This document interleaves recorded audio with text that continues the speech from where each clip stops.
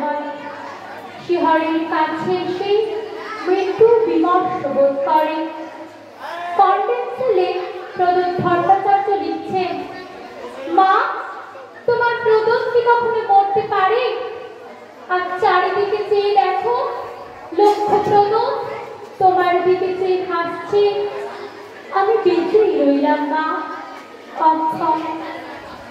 কেউ জানত না সে কোথায়। বাড়ি থেকে বেরিয়েছিল ছেলেটি, আর ফেরেনি।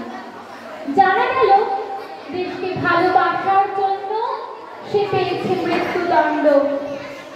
শেষ মুহূর্তের আগে পোস্টকার্ডে ভবানী ভট্টাচার্য বিদ্রুত লিখছেন তার ছোট ভাইকে, অমাবস্যার শ্মশানে ভিড় ভয় পায়, সাধক সেখানে সিদ্ধি লাভ করে।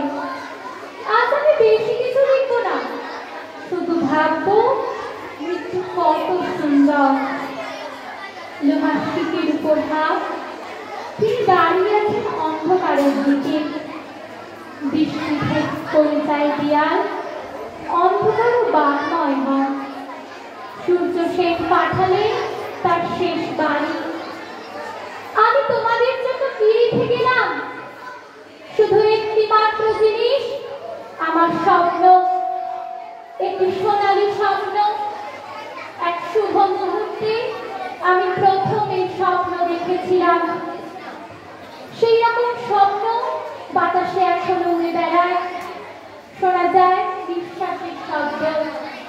আর সব মরে, স্বপ্ন মরে না, অমরত্বের অন্য নাম হয়। কারো সন্তোষ অসীমরা জেলখানার নির্মম অন্ধকারে বসে এখন সেরকম স্বপ্ন দেখছে।